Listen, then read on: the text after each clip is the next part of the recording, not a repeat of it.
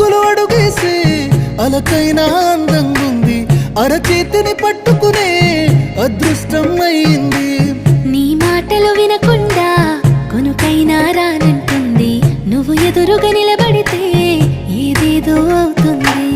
ఓ పలుకుల చిలకమ్మ, నేను కోరిన ఈ జన్మ, మాట్లాడే సిరిబొమ్మ, నా బతుకంతా నీకమ్మా. కుదురుగా నేనుండనులే నిన్ను కలిసే వరకు, కాలాన్ని ముందుకు తోయన